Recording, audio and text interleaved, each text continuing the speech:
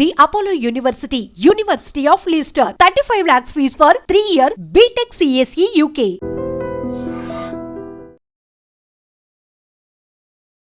విజయనగరం జిల్లా బొండపల్లి మండలం కెరటాం గ్రామంలో అప్పల కృష్ణ అనే వ్యక్తి అనుమానాస్పద మృతి కేసునైతే పోలీసులు ఛేదించారు. ఇది హత్య అని తేల్చేశారు. అయితే ఈ హత్య వెనుకాతల దాగి ఉన్న కుట్ర కోణం చూస్తే మాత్రం ప్రతి ఒక్కరికి భయం పుడుతుంది. ఎందుకంటే ఈ కేసులో మేనల్లుడు సాయితో పాటు భార్య రాజు, ఆ మృతుడి కొడుకు జువైనల్ అంటే మైనర్ ముగ్గురు పాత్ర ఉందని తెలిసిన తర్వాత పోలీసులు ముగ్గురిని కూడా అదుపులోనికి తీసుకున్నారు. అసలు ఈ కేసు ఎలా వెలుగు చూసింది అంటే అప్పల కృష్ణ మృతి చెందడంపై గ్రామస్తులు అనేక అనుమానాలు వ్యక్తం చేశారు. ఇది ఖచ్చితంగా హత్యే. ఎందుకంటే ఈ మృతుడు ఎవరైతే అప్పల కృష్ణ మేనల్లుడు సాయికి, మృతుడి భార్య రాజుకి అక్రమ సంబంధం గత కొన్నాళ్ళుగా కొనసాగుతోంది. ఈ కోణంలోనే వీళ్ళే హత్య చేసి ఉంటారు. ప్రధానంగా నిందితుడు సాయి అయి ఉంటాడు అనే కోణంలో గ్రామస్తులకి అనుమానం రావడంతో 100కి కాల్ చేసి పోలీసులు ఈ కోణంలో ఈ ఇన్వెస్టిగేషన్ కొనసాగించాలని మొత్తం గ్రామం అంతా కూడా ముక్తకంఠంతో కోరటంతో పాటు ముందుకొచ్చింది. అంటే మొత్తం దర్యాప్తుకి గ్రామస్తులు అందరూ కూడా సహకరించారు. సో ఇలా కంప్లైంట్ రిసీవ్ చేసుకున్నటువంటి బొండపల్లి పోలీసులైతే ఎక్కడైతే ఈ అప్పల కృష్ణను హత్య చేసి ఖననం చేసిన ప్రదేశానికి వెళ్ళి పోస్ట్ మార్టం చేస్తే నిజాలు నిగ్గు తేలుతాయని చెప్పేసి ఆ పోస్ట్ మార్టంకి మొత్తం ఖననం చేసిన ప్రాంతంలో మొత్తం ఆ బాడీని మళ్ళీ బయటికి తీసి పోస్ట్ మార్టంకు పంపించారు. పిఎం రిపోర్ట్లో మాత్రం ఖచ్చితంగా ఇది హత్య అని తేలింది. ఎందుకంటే మృతుడి తలపై బలమైన గాయమైందని పోస్ట్ మార్టం రిపోర్ట్లో రావడంతో ఒక్కసారిగా మొత్తం కథ అంతా బయటకు వచ్చిందనమాట. ఈ మృతుడి భార్య అప్పటి వరకు అనేక డ్రామాలు ఆడుతూ వచ్చింది. తన భర్తకి బాగోలేదు, ఆరోగ్యం బాగలేదు, అందుకే నా మేనల్లుడు ఇలా మా దగ్గరికి చెప్పాడు. విషయం తెలిసినాక సాంప్రదాయంగా మా పద్ధతిలో మేము ఖననం కూడా చేశాము అని మొత్తం మీడియా ముందు కూడా ఎక్కడ లేని ఏడుపు ఏడుస్తూ ఆమె ఎందుకు జరిగిందో ఎలా జరిగిందో తెలియదంటూ పెద్ద డ్రామాయే నడిపింది. అయితే పోలీసులు ఊరుకుంటారా? గ్రామస్తులు ఇంత బలంగా చెప్తున్నారు. గ్రామస్తులు ఆల్రెడీ ఒక హింట్ ఇచ్చారు. ఈ మేనల్లుడు సాయికి ఈ మృతుడి భార్యకి వివాహేతర సంబంధం ఉంది అని చెప్పి ఈ కోణంలో కేసు దర్యాప్తు మొదలుపెట్టిన తర్వాత సాయిని మొదట పరారీలో ఉన్న సాయిని అదుపులోనికి తీసుకున్నారు. కేసు చాలా సీరియస్గా ఇన్వెస్టిగేషన్ కొనసాగుతున్న క్రమంలో సాయి మొత్తం కథ చెప్పుకొచ్చాడు. ఇది సార్ జరిగిన స్టోరీ. ఇందులో మృతుడు ఎవరైతే మా మేనమామ ఉన్నాడో అప్పల కృష్ణ భార్య రాజుతో నాకు వివాహేతర సంబంధం ఉండటం నిజమే. అయితే ఈ హత్య కోణంలో మృతుడి కొడుకు మైనర్ అయినటువంటి జువైనల్ ఆయన కూడా ఆ అబ్బాయి పాత్ర కూడా ఉంది. ఎందుకంటే ఇలా నేను రాఖీ పండుగ రోజు మా మామయ్యని బయటకు తీసుకెళ్ళాను, సరదాగా మందేద్దామని ఇద్దరం బయటకు వెళ్ళాము. ఇలాంటి మాటలు చెప్పడం వల్ల మేనల్లుడు పిలుస్తున్నాడు కదా అని పాపం తను కూడా నమ్మెళ్ళాడు. ఆ తర్వాత నిర్మానుష్య ప్రాంతంలో తీసుకెళ్ళి తన తలపై బలంగా కొట్టి చంపేశాను. ఇంటికి తిరిగి వచ్చి మా మేనత్తకి వాళ్ళ అబ్బాయికి కూడా చెప్పాను.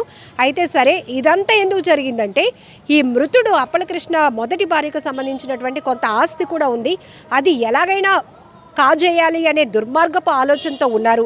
రెండోది ఇక్కడ వివాహేతర సంబంధం, ఈ విషయంలో అడ్డు తొలగించుకోవాలి. ఈ రెండు ప్రధాన కారణాలతో సాయి మొత్తం నిందితుడు ప్లాన్ వేస్తే దీనికి వీరిద్దరు కూడా సహకరించినటువంటి పరిస్థితి. సో మొత్తం స్టోరీ చెప్పినాక ఈ మొత్తం మృతుడి భార్యని, కొడుకుని, అలాగే సాయిని కూడా అదుపులోనికి తీసుకున్నారు పోలీసులు. కేసు డీటెయిల్స్ అన్నీ కూడా చెప్పడం జరిగింది. ఇంటికి తిరిగి వచ్చిన తర్వాత ఈ సాయి ఏదైతే మీ నాన్నను చంపేశాను అని చెప్తే ఓకే మామ అయితే పూజ చేద్దామని ఈ అబ్బాయి అన్నాడట. ఎంత దారుణంగా తయారయ్యారు. సో ఇక్కడంటే తల్లి దుర్బుద్ధి అక్రమ సంబంధం కొనసాగిస్తుంది కాబట్టి, కానీ మా నాన్నని చంపేసావు కదా, పద ఖననం చేసేద్దాము అని ఆ కొడుకు అన్నాడంటే డబ్బు మీద ఎంత ఆశ ఉంది మనుషులకి, అంత బరి తెగిస్తున్నారు అని చెప్పడానికి ఈ కేసు కూడా పెద్ద ఎగ్జాంపుల్. సో ఇప్పటికే ఆర్థిక పరమైనటువంటి లావాదేవీలు, వివాహేతర సంబంధాలు ప్రధాన కారణంగా ఎన్ని హత్యలు జరుగుతున్నాయో సినిమాటిక్లో స్కెచ్లు వేస్తున్నారు, సుపారీలు ఇచ్చి మరీ హత్యలు చేయడానికి తెగబడుతున్నారు. ఇలాంటిది ఒక విలేజ్ అంటే మీకు తెలుసు చాలా ప్యూరిటీ ఉంటుంది, వాళ్ళకి కల్మషం లేనటువంటి మనస్తత్వం అని మనం అనుకుంటూ ఉంటాం. కానీ అక్కడ కూడా ఈ చెడు కల్చర్ వ్యాపించిందని చెప్పొచ్చు. వివాహేతర సంబంధం పెట్టుకున్నటువంటి ఉన్నటువంటి ఒక మహిళ మేనల్లుడికి సహకరించి తన భర్తను అడ్డు తొలగించుకోవాలి అనుకుందంటే వీళ్ళని ఏమనాలో కూడా అర్థం కావటం లేదు. మొత్తానికైతే కేసును ఛేదించారు పోలీసులు. ఈ క్రెడిట్ అంతా కూడా గ్రామస్తులకు ఇవ్వాలి అని నేను అంటాను. ఎందుకంటే సరే ఎవరో గ్రామంలో చనిపోయారు, మనకెందుకులే, ఫ్యామిలీకే లేని బాధ మనకెందుకు అనుకోకుండా ఒక వ్యక్తి, ఒక అమాయకుడు చనిపోయాడు. వాడికి ఆ మృతికి కారణం ఈ దుర్మార్గులే, ఈ వివాహేతర సంబంధమే. కాబట్టి ఖచ్చితంగా ఈ నేరస్తుల్ని పోలీసులకి పట్టించాలనే ఒక ఉద్దేశంతో గ్రామమంతా ఏకమై ఆ మృతుడికి సపోర్ట్ చేసినటువంటి పరిస్థితి. ఇక్కడ మానవతా కోణాన్ని కూడా మనం ప్రస్తావించుకోవాలి. సో మనకెందుకులే అనుకుంటే వీళ్ళ దుర్మార్గం ఇప్పటికీ కూడా బయటపడి ఉండేది కాదు. అతను అనారోగ్యంతో చనిపోయాడని అందరి ఆలోచనలో ఉండిపోయేది. ఈ కేసు కూడా బయటికి వెలుగులోనికి వచ్చి ఉండేది కాదు. కానీ గ్రామస్తులు తీసుకున్నటువంటి ఒక మంచి నిర్ణయం పోలీసుల వరకు చేరింది. వాళ్ళ అనుమానాలు ఆ కోణంలో దర్యాప్తు చేసిన పోలీసులు చాకచక్యంగా కేసును ఛేదించారు. ముగ్గురిని కూడా, మృతుడి భార్య, కొడుకు జువైనల్తో పాటు మేనల్లుడు సాయిని కూడా అదుపులోనికి తీసుకున్నారు. దారుణమైన ఘటన కదా. సో ఈ కేసుకు సంబంధించి పూర్తి డీటెయిల్స్ చూసిన తర్వాత మీరేమనుకుంటున్నారో కూడా కామెంట్ బాక్స్లో మెన్షన్ చేయండి. And for more videos, Please subscribe to iDream. Please subscribe to iDream. Please subscribe iDream. And please subscribe to iDream. For more videos, subscribe to iDream. please like, share and subscribe to the channel. Congratulations, iDream. Subscribe to iDream. Subscribe to iDream. So subscribe to iDream Media. iDream team అందరికి huge congratulations. Please subscribe iDream Media. Please subscribe to iDream. Subscribe iDream. Please subscribe to iDream. iDream అంటే నా కళల channel subscribe చేసుకున్న నోరు తిరుగుతలేదు. మీరైతే గంట గుర్తు కొట్టండి. For more such videos, please subscribe to iDream.